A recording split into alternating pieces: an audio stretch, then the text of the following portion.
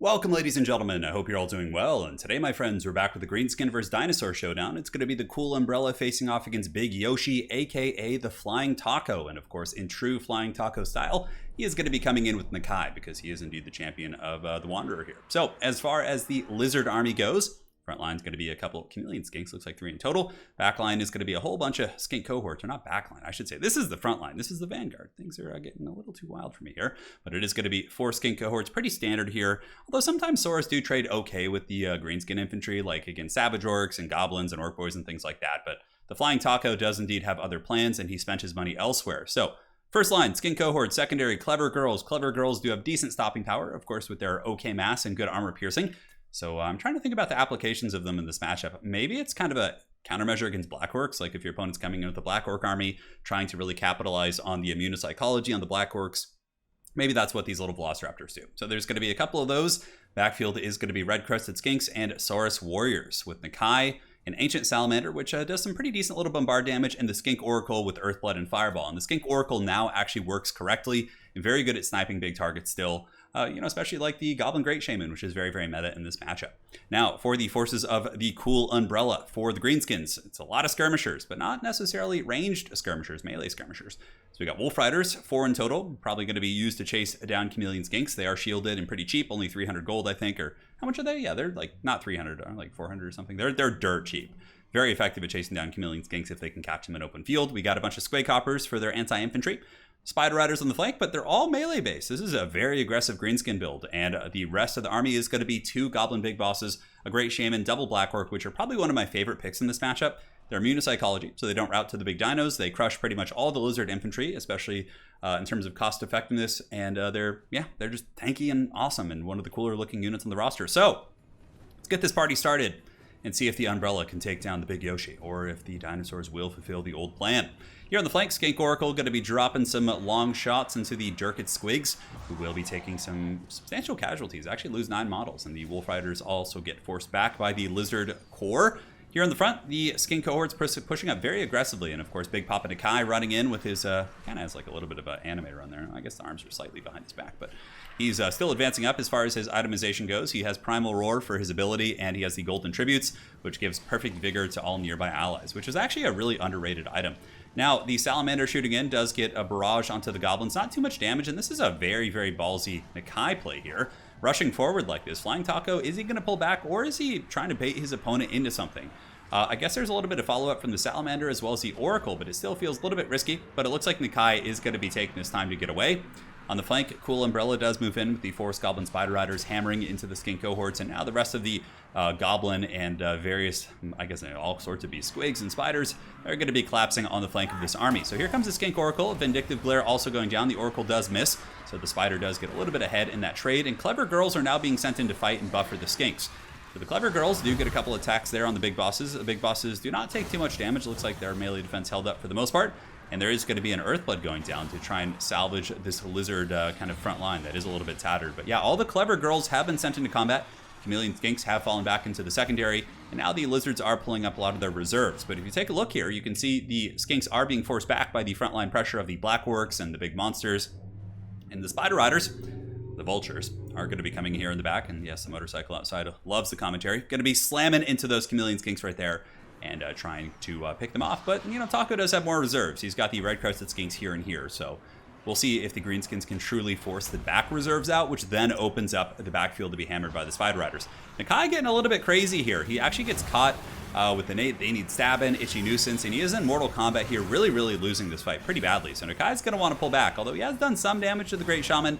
The Greenskins definitely came out ahead in that trade. NAKAI going to be getting some Overwatch support from the Chameleon Stalkers here, or Chameleon Skinks on the flank, poisoning the big monsters, and now the Red Crested Skinks are being pulled in while the Oracle continues to blast in on the Great Shaman, probably has done most of the damage to the Great Shaman compared to NAKAI. And the backfield looking very, very tough for the forces of the dinos. The Chameleon Skinks are being swarmed pretty heavily by Spider Riders, who are buffed up by the Wa. So these guys, these little goblins, are definitely pretty hyped to be catching some of the Skinks here. And with the Wa buffing them up, their melee attack is actually 46. The Clever Girls, though they are clever, they are not mighty compared to the Spider Riders, and will most certainly be going down to that pressure there. Now, back in the front line, this is going to be a big kind of epicenter of combat. If NAKAI and the Oracle are able to finish off the Shaman here. Ooh, another miss. The angling of that Oracle definitely not doing the trick here. You'd think it would be able to hit, but it seems like I've seen several shots which have gone up and over. That one is a direct hit and does break the Great Shaman. Very, very intense stuff for sure. Goblin Wolf Riders swarming in, which is a good usage. Skink Oracles on the Troglodons are not great at crowd clearing. So here you can see the Velociraptors are going to be able to push them off in tandem with the Terror Route coming in from the big Oracle. And NAKAI is giving that sweet, sweet, perfect vigor. So the red-crested skinks here are fresh. You know, the greenskins fighting nearby are very tired, but we still have black orcs, which is going to be very tough. I mean, we have one unit here, which is pretty much full health. We have another unit in the backfield, which is really, really pressing into the dino lines. Although the Salamander might have something to say about that. Flying Taco going to be lining up those shots. HP goes from 8,100 to 77. Takes out one model only, so that Salamander a little bit underwhelming. You'd think he'd do a lot more damage, but nonetheless, if it gets a direct hit on a more tightly packed portion of that formation, it should be able to get the business going. Back in the front line, we do see ye old NAKAI still fighting the good fight, but the skinks nearby not as eager to stay and grind as he is. The Skink Oracle being forced back, Scroll of Leeching, pretty cool play there by the Umbrella. Going to be nullifying the power recharge rate. And NAKAI is forced back. The Lizards kind of folding here in the front, although the Saurus Warriors still fighting pretty valiantly against the Goblins. Both armies are looking pretty worse for wear. You know, a lot of the Greenskin skirmishers and the Squigs and Spider Riders and Wolf Riders are all a little bit beat up. And, you know, the Goblin Great Shaman is also quite damaged. Will NAKAI be the one to win the day? Will he be able to reroute his Greenskin, or excuse me, his Lizard forces, no treachery here today, and get his forces back in check here? Now, will the Goblins also overextend is another question. The Oracle does do a shot. I believe it hit the Great Shaman right there. And, you know, that's what's kind of cool about these Lizardmen monsters, like the Salamander. They're not actually bad in combat. Like, they're not good at crowd clearing, but in SCM combat, like a Salamander and a Troglodon can be okay. But Black Orcs will also grind you down in sustained combat, especially with the Spider here. Spider's going to be applying that poison, has that nice anti-large. But look at that, big damage coming back. NAKAI going pretty ham, getting up there like a true alpha. Does pop the Primal Roar and getting some big beatdowns on the Spider here. Very, very close battle. And the Spider appears to be breaking here. It's a little bit hard to tell. NAKAI with the big loop and about swing right there. The Goblin Great Shaman is broken, and it looks like Flying Taco is going to be pulling back at this point. But the cool Umbrella with some very, very good pursuit here. Able to get the Squig Hoppers as well as the Big Boss on top of the Troglodon. Taco does attempt to counter with the Ancient Salamander to try and buffer them off and allow the Skink Oracle to get away. But the Umbrella very, very persistent here, going in with the Goblin Big Boss, hunting down the Skink Oracles. You got to get the catch. The Duel of Fates, here it comes. And the Troglodon does counterpunch. The Big Boss gets the advantageous blow, and it looks like the Oracle, with the support of the Clever Girls here, will hold and endure. Greenskins, though, man, even though their leadership is a little bit in tatters, 2 units of very, very happy Black Orcs are going to be incredibly tough to deal with. Looking around the rest of the battlefield, Spider Riders, Goblins, miscellaneous random things, but oh, here comes another Big Boss attempt. Going to be going in after the Troglodon. Will he get the shot? 1499 on the HP department, and the Big Boss does miss that attack. The Troglodon able to endure. I would imagine he'll turn and fight. If he gets one attack, he should be able to terror out this thing. As far as speed, 75 speed, Cold-Blooded being activated to give the Skink Oracle a little bit better leadership. And NAKAI comes in with the Steel Chair, dropping it. The Stone Cold Stunner right there on the Goblin Big Boss. And he just gets backhanded, absolutely slapped by NAKAI. And the Goblin Big Boss is going to be running off the edge of the battlefield, most likely. Let's see. Yeah, he's pretty darn close. Looks like he shattered as well. These little Big Bosses have just been breaking non-stop, man. It's been absolutely nail-biter game here. So the Oracle trying once again to blast the Black Orcs. Here comes the Goblin Big Boss charging in. 987, the attack is successful, but the sandwich, the Lizard Sandwich, NAKAI just so angry he runs past his target. But the Big Boss here should break and probably run away.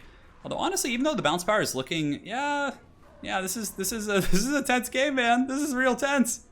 Oh my god, the Black Orcs are wavering. 5 leadership here, 12 leadership here. NAKAI going in. Is he going to be able to do it? Probably so with the Salamander shooting from downtown. It looks like the Flying Taco will probably get this. I was going to say maybe the Black Orcs will have some staying power, but as I looked around, there's just more and more stuff here, and that's going to be all she wrote. And I think if those little Big Bosses had been able to finish off their targets or break them, maybe, man. Flying Taco's micro there was so elusive.